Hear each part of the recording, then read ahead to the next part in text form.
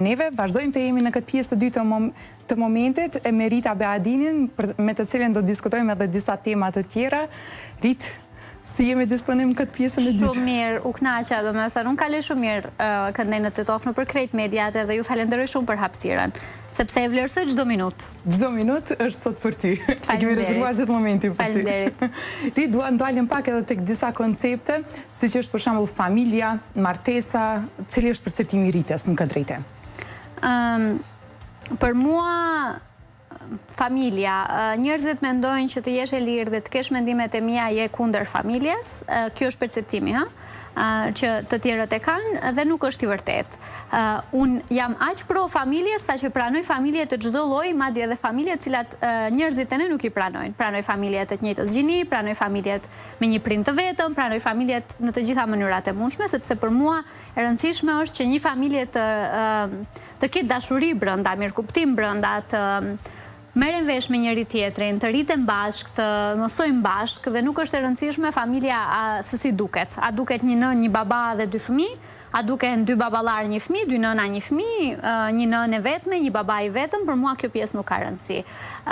Martesa, unë për vete e shoh veten në një moment, unë kam thënë në Tezana që është një teatr shumë i bukur, edhe vazhdoj të mendoj që është teatr, është një pjesë teatrale ndoshta, sepse gjithkush ka rolin e vet, ti tenton ta luash shfaqjen ashtu si pritet pritej, por rezultati si dihet asnjëherë, se si e percepton publiku pastaj muhabet tjetër. Kështu që do kisha pas qejf të bëhem pjesë e teatrit, këtij lloji teatri në një moment të caktuar, thjesht se kam gjetur ende personin e duhur. Që ndoshta mpret se aty të regjia juaj. Po se mora shumë komplimente sot te ju, kështu që nëse dal single prej këtu s'di ç'a të them, domethënë. Kur nuk e dihet, vetëm edhe disa hapa larg mund të jetë fati. Edhe kur kryet emisioni se vetëm edhe pak minuta. Besoj që aty do jenë në vendin e Mos gjarës. ikni, ha? Mirë, sa i përket martesës, e mendon Rita në një të ardhme ashtu siç e the realisht që mund të jetë mbas se pjesë teatrale, por e mendon Rita vazhdimisht vetën regjisore apo duhet jetë një rol i barabartë mes burrit dhe gruas? Një rol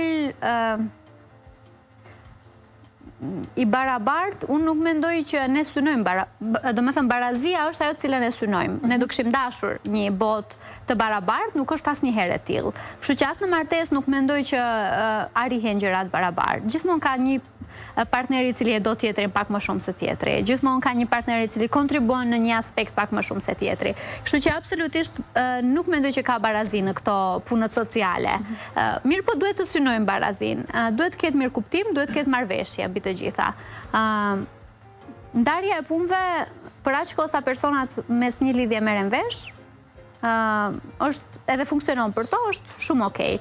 Unë e shoh veten në një shfaqje teatrale që më plotson, më lejon të jetoj këtë lloj jete të cilën unë e jetoj, thjesht me një përkrahje shtesë në krejt çka unë bëj. Unë kam një jetë shumë dinamike, në kuptimin që operoj në Tetov, në Shkup, në Prishtinë, jam shumicën e kohës rrugëve, mezi gjej kohë për të, domethënë i vetmi moment ku unë jam me veten tim është momenti kur unë ha.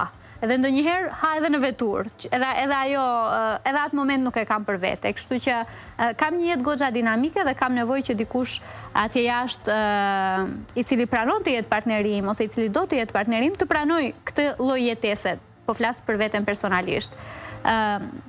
Sa janë të gatshëm burrat shqiptar për këtë se di. A është martesa derivati i dashurisë dhe po ashtu krijimi i familjes derivati i martesës? Besoj që po.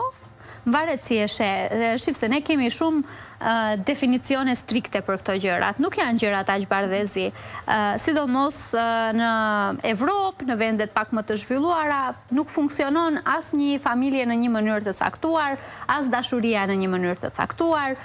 Njerëzit dashurohen mes vete, e thash edhe një herë, të njëjtës gjini, ka familje të ndryshme të cilat funksionojnë në Evropë, kështu që ne kemi koncepte edhe duam me do e mos ta përshtasim vete në këto kallëpet të cilat i kemi kriju edhe patjetër gjithkush të përshtatet në këtë kallëp. Nuk funksionon ashtu, nuk kemi bërë të njëjtë. Andaj mendoj që dashuria funksionon me secilin ndryshe, familja funksionon me secilin ndryshe. Çfarë përmendet tjetër? Krimi familjes, Pikërisht. fëmijët funksionojnë në Dashuria, martesa dhe krimi familjes. Fëmijët, po definitivisht se cila familje ka mënyrën e vetë të funksionimit brenda. Se ka por Rita vetën në një të ardhme, qoftë afërt apo të largët, sepse nuk i di planet, është do të jetë një nën e dedikuar me gjithë këto profesione dhe gjithë këto aktivitete që i ka, sa fëmijë e idealizëm vetën të i ketë? Unë deri shpejt thoja se jam e gatshme, kam një dinamike, kam ende kohë, nuk është momenti i duhur. Tash them, jam shumë e gatshme, mendoj që është një gjë cilën do kisha dashur ta jetoj. Zoti na ka dhënë mundësinë të rrisim jetë brenda nesh, edhe nuk do kisha dashur tik nga kjo jetë pa e përjetu këtë eksperiencë. Kjo një, e dyta sa kisha dash 5, po nuk e kalova mamin edhe babin tim asgjë s'kam bë, domethënë.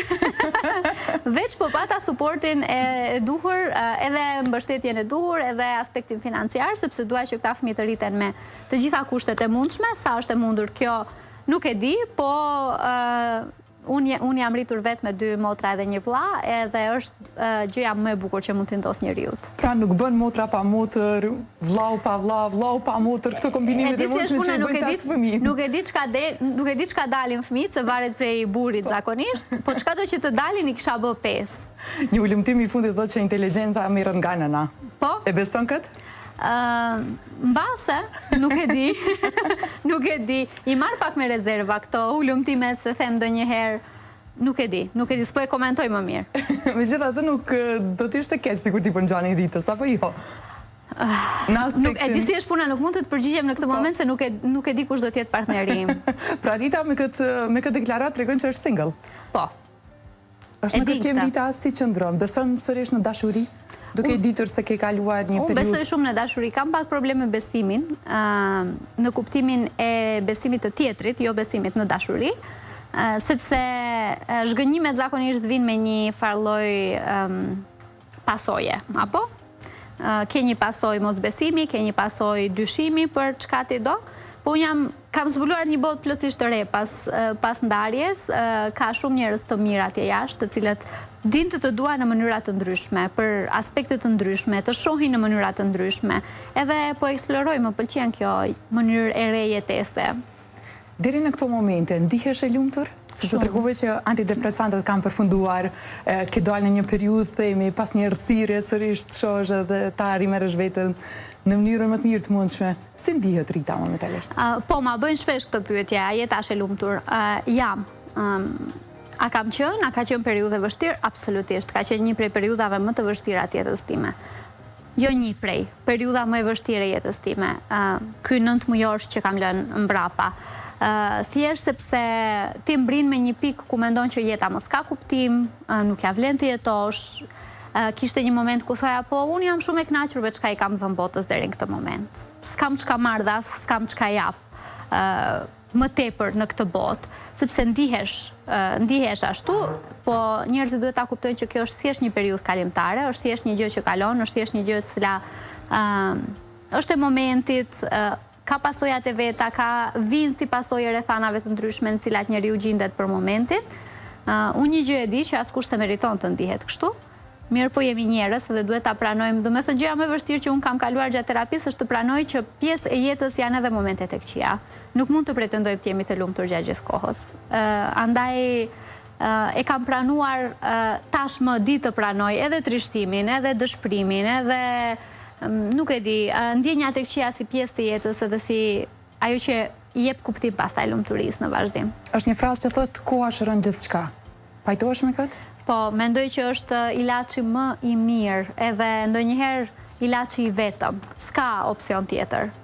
Koha e bën të veten, thonë, edhe patjetër ka nevojë për kohë në mënyrë që mendoj që ashtu jemi të lindur, ashtu jemi të krijuar. Trupi jon ka nevojë që të kalojë një periudhë të mësohemi ne me dashurinë, ka nevojë të kalojë një periudhë të mësohemi ne me antidepresantët, ka nevojë të kalojë një periudhë të mësohemi me depresionin.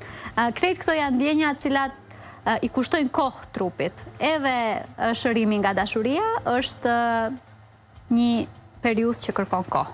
Është një gjendje, më mirë thënë, që kërkon kohë. Andaj koha e bën të veten definitivisht.